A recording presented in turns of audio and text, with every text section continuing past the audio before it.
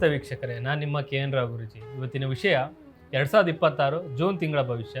ಅದರಲ್ಲಿ ಮಕರ ರಾಶಿ.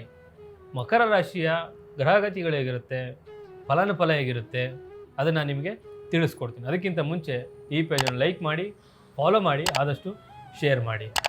ಮೊದಲನೇದಾಗಿ ಗ್ರಹಗತಿ.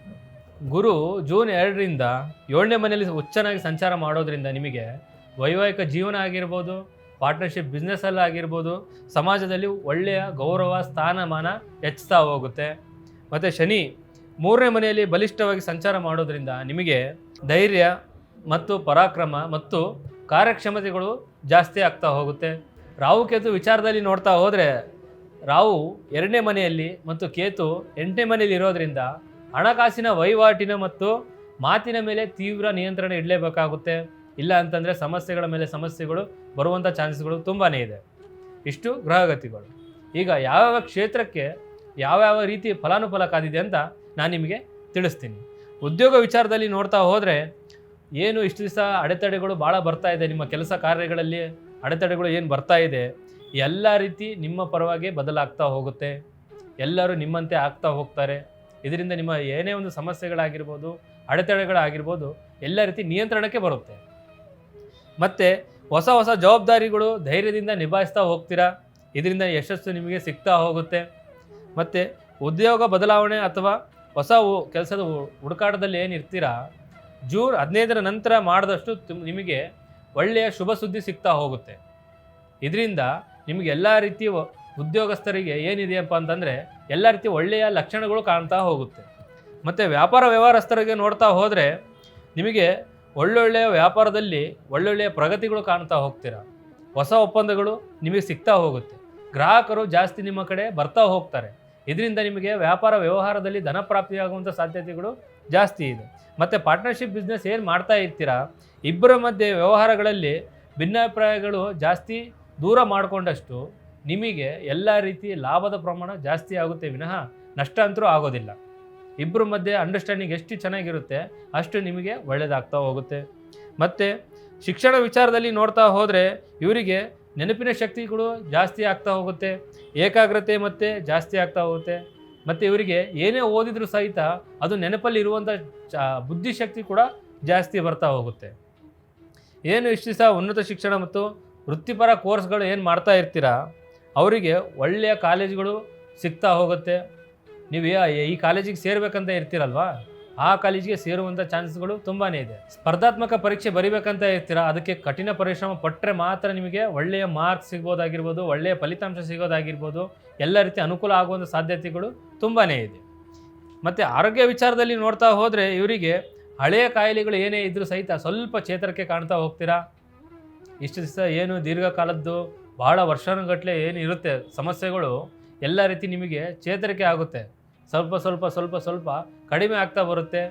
ಮತ್ತು ಇದರಿಂದ ನಿಮಗೆ ಹಣದ ಪೋಲು ಕೂಡ ಕಮ್ಮಿ ಆಗ್ತಾ ಬರುತ್ತೆ. ಆದರೆ ಈ ತಿಂಗಳಲ್ಲಿ ಇವರಿಗೆ ಸ್ವಲ್ಪ ಹಲ್ಲು ನೋವಾಗಿರ್ಬೋದು, ಕಣ್ಣಿನ ಸಮಸ್ಯೆಗಳಾಗಿರ್ಬೋದು, ಗಂಟಲಿಗೆ ಸಂಬಂಧಿಸಿದ ಸಮಸ್ಯೆಗಳಾಗಿರ್ಬೋದು ಜಾಸ್ತಿ ಕಾಣ್ತಾ ಹೋಗುತ್ತೆ. ಅಥವಾ ಇಲ್ಲಾಂದರೆ ಸಣ್ಣ ಪುಟ್ಟ ಸಮಸ್ಯೆ, ಆರೋಗ್ಯದ ಮೇಲೆ ಸಮಸ್ಯೆಗಳು ಬರಬಹುದು. ಸ್ವಲ್ಪ ಏನೇ ಇದ್ರೂ ಸಹಿತ ಆ ವೈದ್ಯರ ಸಲಹೆ ಪಡೆದಷ್ಟು ತುಂಬಾ ಅನುಕೂಲ. ಮತ್ತು ಇವರಿಗೆ ಮಾನಸಿಕ ನೆಮ್ಮದಿ ಮತ್ತು ಕೋಪ ಜಾಸ್ತಿ ಬರ್ತಾ ಹೋಗುತ್ತೆ. ಸ್ವಲ್ಪ ಪ್ರಾಣಾಯಾಮ ಆಗಿರ್ಬೋದು, ವ್ಯಾಯಾಮ ಆಗಿರ್ಬೋದು, ಧ್ಯಾನ ಆಗಿರ್ಬೋದು, ಯೋಗ ಆಗಿರ್ಬೋದು, ಇದನ್ನು ಮಾಡಿದಷ್ಟು ಸ್ವಲ್ಪ ನಿಮಗೆ ಕೋಪ ಮತ್ತು ಮಾನಸಿಕ ಒತ್ತಡಗಳು ಕಮ್ಮಿ ಆಗ್ತಾ ಬರುತ್ತೆ. ಸ್ವಲ್ಪ ಅದ್ರ ಕಡೆ ಗಮನ ಹರಿಸ್ತಾ ಹೋಗಿ. ಮತ್ತು ರೈತರ ವಿಚಾರದಲ್ಲಿ ನೋಡ್ತಾ ಹೋದರೆ, ಇವರಿಗೆ ಪರಿಶ್ರಮಕ್ಕೆ ತಕ್ಕ ಪ್ರತಿಫಲ ಸಿಗುವಂಥ ಸಾಧ್ಯತೆಗಳು ಜಾಸ್ತಿ ಇದೆ. ಎಷ್ಟು ಪರಿಶ್ರಮ ಪಟ್ಟಿರ್ತೀರಿ ಅದು ತಕ್ಕಂಗೆ ಲಾಭದ ಪ್ರಮಾಣ ಕೂಡ ಜಾಸ್ತಿ ಆಗ್ತಾ ಹೋಗುತ್ತೆ. ಮತ್ತು ಕೃಷಿ ಸಂಬಂಧಿತ ಮತ್ತು ಭೂಮಿ ಸಂಬಂಧಿಸಿದ ಹಳೆಯ ಕೋರ್ಟ್ ಕಚೇರಿಗಳಲ್ಲಿ ಏನು ಇಷ್ಟು ದಿವಸ ಕಲಹ ಗಲಾಟೆಗಳು ಏನೇ ಇದ್ದರೂ ಸಹಿತ ಅವೆಲ್ಲ ಸಮಸ್ಯೆಗಳು ನಿಮ್ಮಂತೆ ಆಗ್ತಾ ಹೋಗುತ್ತೆ. ಈ ತಿಂಗಳಲ್ಲಿ ಏನೇ ಒಂದು ಎಷ್ಟೋ ವರ್ಷಗಟ್ಟಲೆ ನೀವು ತೊಂದರೆಗಳು ಸಿಲುಕೊಂಡಿರ್ತೀರ.